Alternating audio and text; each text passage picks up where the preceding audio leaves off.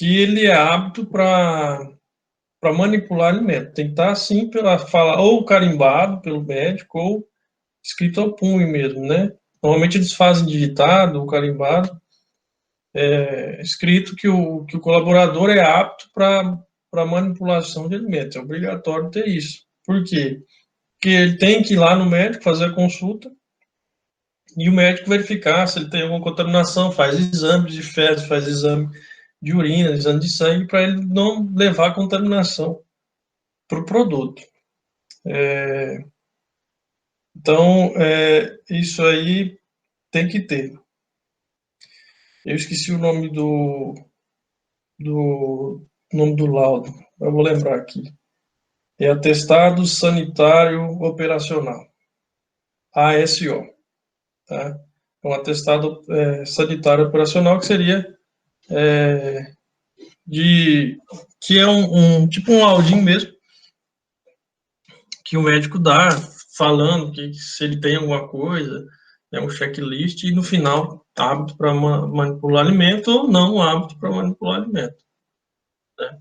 Então, isso tem que acontecer, e você colocar como um arquivo, porque o fiscal vai ver se você está seguindo esse item aí também, no programa de autocontrole. E colocar também no programa de autocontrole como você segue esse item. Eu faço exames nesse atestado e tal. Escrever isso. Então a gente sabe, né? E você tem que. E outra coisa que vocês têm que colocar em mente, vocês vão ter que treinar bastante os funcionários, não falar uma vez só. E agora nessa pandemia isso está ajudando muito, né? As boas partes de fabricação, né? Para não ter contaminação também dos colaboradores. Você tem que falar por que não pode usar adornos, falar porque não pode comer dentro da fábrica, não pode usar celular, tem que lavar a mão, ensinar o jeito de lavar a mão. Mas vou ensinar o cara, tem que ensinar o cara a lavar a mão. Tá? Por quê? Porque se o cara fazer alguma coisa errada e contaminar lá, você é responsável.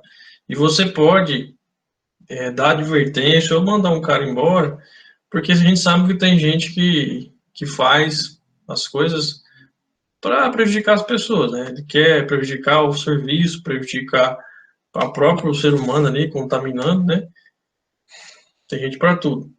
Aí, se você, eu não fiz treinamento com o cara, eu não segui o programa de autocontrole, não ensinei ele a lavar a mão, como é que você vai justificar uma advertência, né? Como é que você vai justificar isso? Se você tem, não, aqui, ó, ensinei a lavar a mão tal dia, dei um treinamento coletivo tal dia, tá aqui, ó, lista de presença. Faça uma lista de presença de treinamento. Porque, eu não sabia, eu não sei, nunca me ensinou. Tá aqui, ó, você está no treinamento. Eu fiz individual, você assinou aqui, ó, você está no treinamento. Então não tem como o cara falar nada. E também você tira o risco de contaminação. Né? Vinha fazer uma pergunta aí? Professor, Pode falar. esse exame, ele tem uma periodicidade que tem que ser feito? De tempo, assim? Tem. Se eu não me engano, a cada ano, Edmar. Salvo engano. Cada ano. Porque Beleza. o período de... Vai ser cada ano, sim. Porque o período do programa de autocontrole é 1 ano. Você tem que atualizar cada ano. Então, o período também do ASO seria 1 ano também. Eu falei o Senai, mas pode ser particular também, o médico, né? Pode fazer isso aí, mas o Senai é o que eu vejo fazendo mais esse serviço terceirizado, né? É uma coisa boa também de fazer. No caso, é 1 ano o período. Mais alguma dúvida? Não, era só isso mesmo. Obrigado. Então ele tem que fazer esse. E a outra coisa, ainda bem que você lembrou essa parte de 1 ano. Então ele chegou na empresa, se ele for contratado, ele tem que fazer. E se ele está mais de 1 ano lá, todo ano ele tem que renovar, né? Renovar isso. Sempre está renovando. E a gente chama de também integração, isso que eu estou falando de treinamento. O funcionário vocês podem ver que tanto frigorífico, laticínio, isso vale para tudo, tá, gente? Estou falando hoje a disciplina de leite, né, mais voltada, mas o programa de autocontrole vale para todas as empresas, de alimentos em geral. Todos vocês vão ver isso aí. Então, você tem que treinar o funcionário para não ter nenhum tipo de surpresa, né, voltado à contaminação. Certo? Então, você tem que treinar até ele lavar as mãos desse funcionário e fazer a integração. A integração é o quê? Tem alta rotatividade um frigorífico no laticínio, né? Sai, entra, já vi gente entrar num dia e já sair no outro. Então, você chegou num dia, faz a integração, faz cartilha para levar para casa, de programa de boas práticas de fabricação, faz desenhos, faz, né, para ele ler. Muitas vezes a gente sabe que não vai gostar muito de ler, então faz um desenho para ele pegando ali as boas práticas de fabricação e fazer a integração, né? Chega, senta nos primeiros dias que ele entrou na empresa, já senta com ele individual e lê tudo o que precisa ser feito, já faz um treinamento. O ideal é você fazer um treinamento individual das boas práticas de fabricação. O ideal seria você sempre fazer individual e depois fazer um coletivo, né? Sempre intercalando. Chegou, integra ele, faz a integração, e depois você vai fazer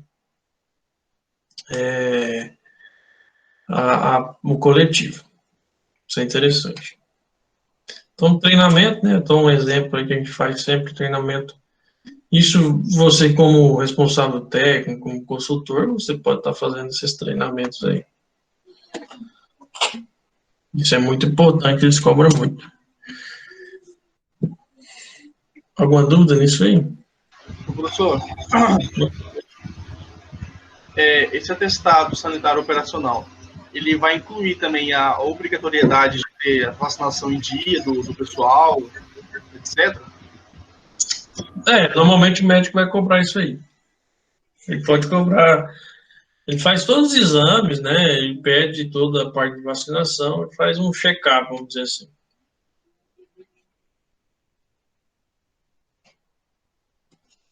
É isso? Tá beleza, então. Ele vai ser parecido com um exame admissional ou demissional, mas um pouco mais detalhado. Porque tem que saber se ele está apto ou não para manipular o alimento. Eles fazem exame de tudo. Professor, teste psicotécnico, psicológico, assim, não faz, não. Fazem também, né? Mas aí já o exame admissional já contempla isso também, né? Mas eles fazem psicológico, psicotécnico, fazem até de coluna, fazem bastante coisa. Mas eles tentam casar sempre com o admissional e o sanitário. Se o cara for meio perturbado aí, ele faz um estrago feio, né? Ah, sim. Não só com a contaminação, né? Porque tem faca lá dentro, né? Tanto frigorífico, laticínio, né? Trabalha com faca, então, cara, não pode ser muito doido, não, né? Então, a gente vai aí para o procedimento sanitário das operações, que seria o PSO. O PSO contempla, gente, tudo que for envolvido matéria-prima e insumos. O que é insumos? Material para embalagem, né? Uma embalagem primária, embalagem secundária, detergente, seria tudo que você usa para fazer a limpeza, né? Detergentes, sanitizantes, ácido, soda. Então, tudo que envolve o procedimento sanitário, né? Desde o recebimento da matéria-prima até o final, que é a embalagem. Tudo que vai ter o fluxo sanitário, aí o nome já fala, né? Procedimentos sanitários das operações. E eu tenho que saber o controle de cada equipamento, né? Você tem que falar para que serve cada equipamento no programa de autocontrole, gerar planilhas de controle desses equipamentos no fluxo de sanitário, E planilhas de recepção dessas matérias-primas, né? Por exemplo, recepção do leite, você tem que fazer uma planilha, que aí já entra como se fosse também de análise do leite. A gente vai ver uma instrução normativa que eu tenho que anotar o que eu uso dentro do laticínio de insumos em geral, a parte de controle de temperaturas também entra, a verificação de embalagem e primária e secundária, quando você recebe essa integridade dessa embalagem, e todo esse controle envolvido na sanitário das operações, né? Que seria a parte tanto de equipamentos, né? Seria pasteurizador, tudo envolvido, né? Esse controle, para que serve cada equipamento, você tem que colocar. Aqui é só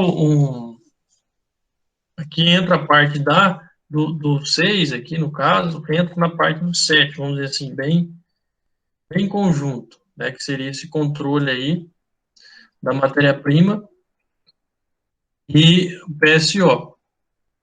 Eles dividiram isso aí, mas as duas vai ser quase a mesma coisa, tá? É aquilo que eu falei da IN 49, que seria o controle da matéria-prima, né, que vai... Só que aqui fala assim, inclusive destinadas ao aproveitamento condicional, que seria o que foi condenado ou não. Aqui já você vai falar também das operações em geral, mas não entra a parte de condenação e tal, essas coisas. Só aqui entra a parte de controle de recepção de matéria-prima e embalagem e também a parte do que você vai fazer com isso aí. E aqui você o 7 já faz o controle dessa matéria, se você condenou ou não, se você fez análise ou não, e também os ingredientes, aí já entra ingrediente também, né? Que aí é a IN 49, que eu falei para vocês. Lá eles mandam a gente fazer essa IN e essa aqui a gente preenche. Chegou lá, por exemplo, um coalho, seria o ingrediente, né? Você vai anotar todo o seu nome empresarial, né? O nome do laticínio, frigorífico, que seja, endereço e identificação do produto, né? Ó, aqui, ó, nome do produto, marca, peso, data de fabricação, data de validade, destinação desse produto, se é para uso de fabricação do produto, se é para uso para limpeza, né? Se é para uso para embalagem, você tem que marcar um X aí para você fazer esse controle. Professor, Oi. a gente viu nas aulas passadas aí um pouco da IN 76, IN 77, IN 78. Para chegar aí nesse 78, tem INs para trás, né? Começou da primeira. Todas essas INs, desde a primeira, fala especificamente sobre o leite, a qualidade do leite? Não. É um controle deles interno, isso é controle do mapa. Não, tipo, pode ser que numa N74 seja de outra coisa. Essa aqui, N749. Não é uma sequência, entendeu? Ah, sim. É intercalado. Isso aí é o mapa que desenvolve a sequência deles lá, conforme Porque eu o ano. fui Por dar uma exemplo, o estudada ano. esse dia. Pode falar. Aí, tipo assim, eu fiquei pensando, né, será que tem para trás ou vai ter mais para frente que fala, né, do mesmo assunto? Só do Não, o leite? que eles falam? Não, normalmente isso é independente. É controle deles, né? Controle, vamos dizer assim, eles que criam uma sequência de números por determinado ano. Se saiu 100 normativos naquele ano, ele conta desde a primeira, né? Vai contando pelo ano, né? Ou eles juntam tudo conforme 2 anos, aí é controle deles. Isso aí é independente. Eu já saiu IN 51, IN 62, não é que seja só de leite aquilo, não. Mescla muito, Ah, sim, entendi. tá? Eles criam um número lá só para registro. Não obedece muito uma sequência, não.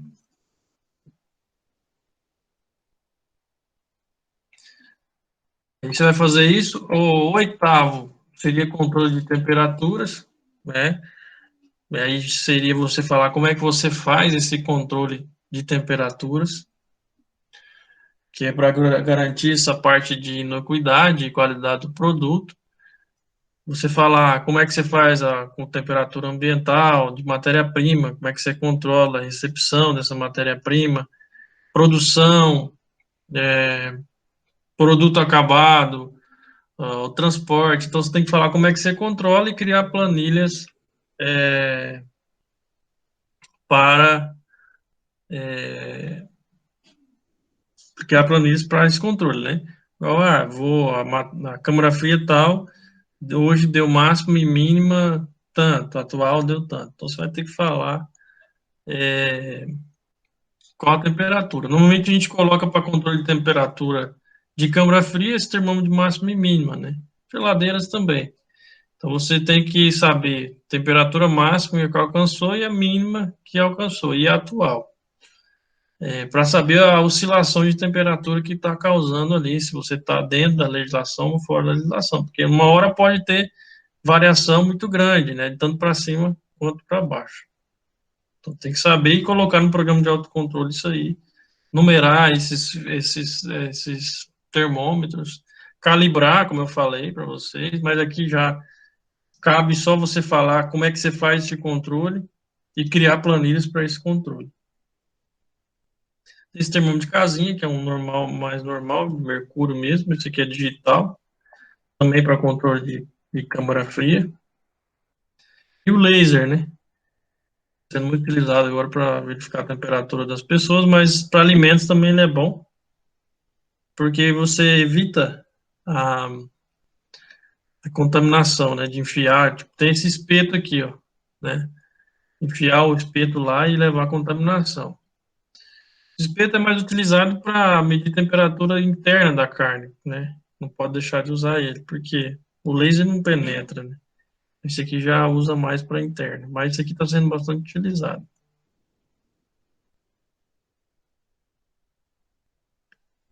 Aqui é só um exemplo, depois eu vou mostrar a planilha para vocês, mas um exemplo só de planilha, né, de verificação de temperatura de câmara fria, né, para vocês saberem a sistemática.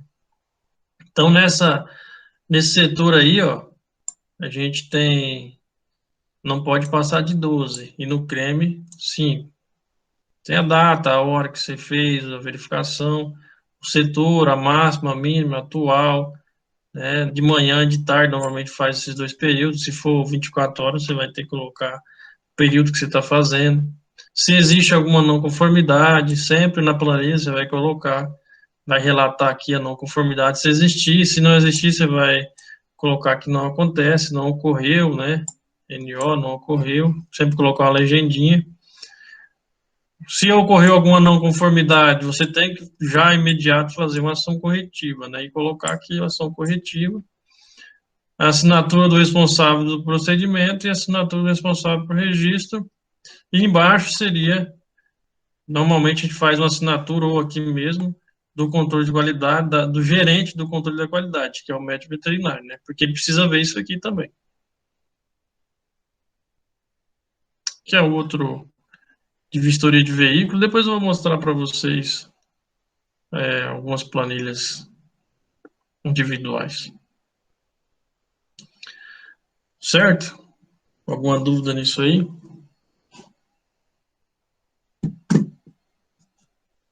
Agora um pouquinho mais longo isso aqui. Já dá uma respirada aí que agora o bicho pega aqui. A gente tem mais essa e mais uma aula, né? A prova? Isso. Beleza. Já vem a prova. Eu vou ter que deixar uma aula gravada para vocês de mel. Mas aí eu acho que a próxima aula a gente já consegue terminar o programa de autocontrole já e já deixo, a gente entra no mel e deixo gravado para vocês andando de mel. Mas vai adiantar bastante hoje. Então, a PPCC seria a análise de perigos e pontos críticos de controle, né? Então, a PPCC significa isso, análise de perigo e pontos críticos de controle. E aqui a gente vai ter que descobrir o ponto crítico de controle, que é o PCC, né? Qual é o PCC? Qual que é o ponto crítico de controle?